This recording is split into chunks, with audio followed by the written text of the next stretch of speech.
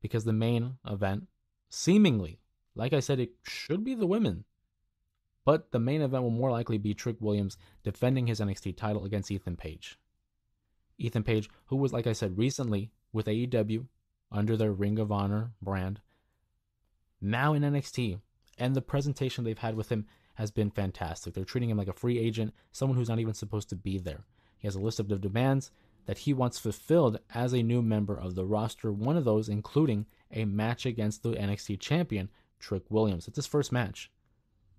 So with all that being said, I do think Trick Williams continues his reign. I don't see him losing the title. It's still I'm if you're a fan of the podcast and if you listen to me often, you would know I'm very much of the mindset of title reigns. I don't think in this day and age, at least, the WWE is interested in flip flopping and changing title reigns so quickly as they would back in the day. I remember I saw a tweet the other day where someone had made the note that in 2008 there were 8 title changes, and that we should go back to doing that. Essentially, going back to the days when we would hot potato the championships and change them to just change them. And they argued that it was due to surprise factor. You want to keep wrestling fans invested, you want to keep them interested because anything could happen. And although I'm all for the notion of having these title changes like on a Monday Night Raw, like on a SmackDown, but not to do them ever so often because then they lose meaning. I do agree with the sense of having more surprises, you know, but having title changes just for the sake of title changes, I think damages the reputation of not only that individual, but essentially the title in itself. It becomes devalued.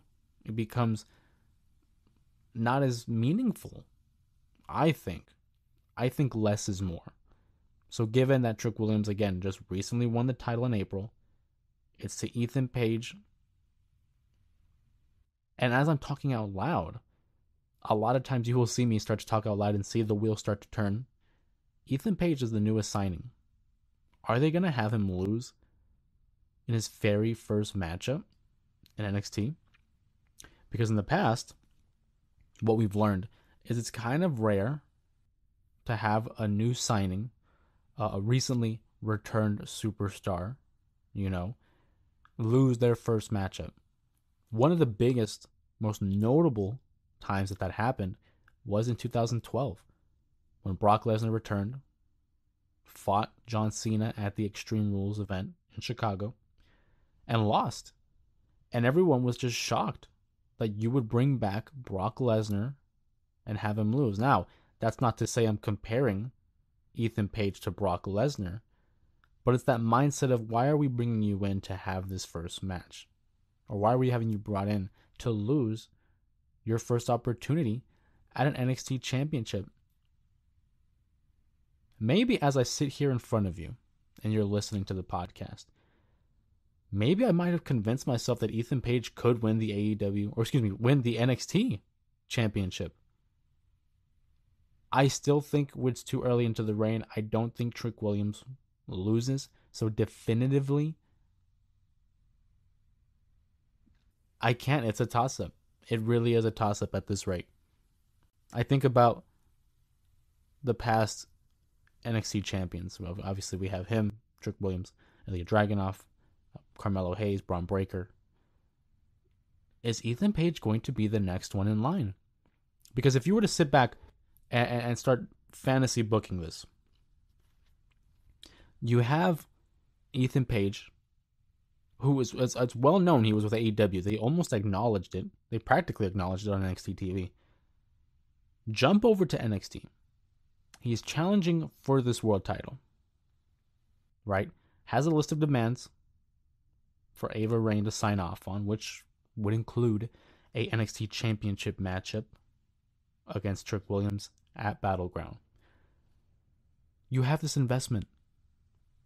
They've already divulged in all this time. They've built him up as a star. They've really given Ethan Page the star treatment since arriving. It's only been 2 episodes of NXT. And the lack of build. We've only had really 1 week of build for Ethan Page versus Trick Williams.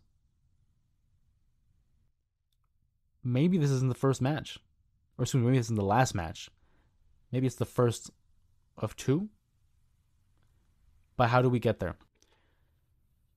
Now, if this wasn't the main event, and we had Jordynne Grace main event against Roxanne Perez, then you could get away with Ethan Page and Trick Williams fighting to a no contest, a double DQ. Because you don't want to end any premium live event like that. You don't want them to have some kind of DQ finish. You don't want to end a show like that.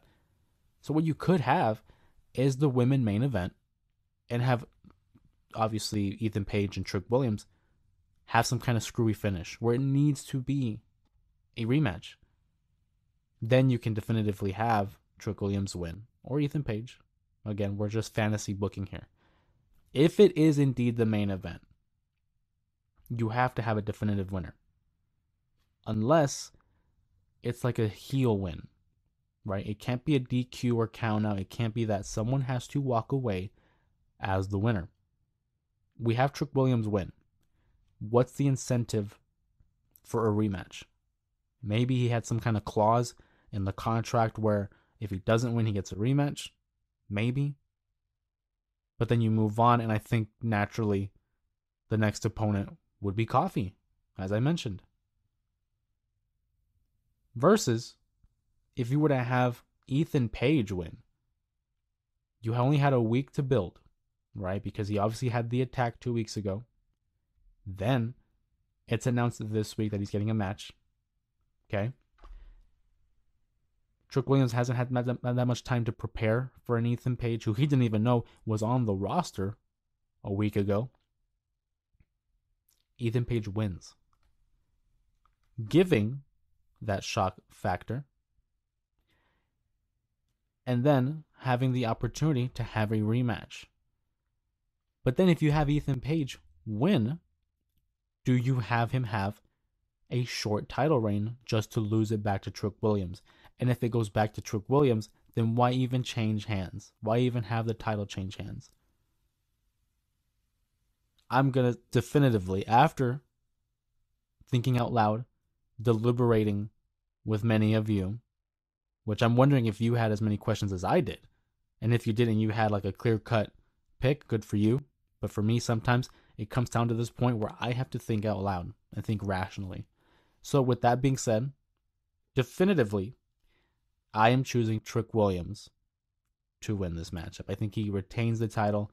I find it so hard to believe that they take the title off of him. And even if they give it to Ethan Page, then what?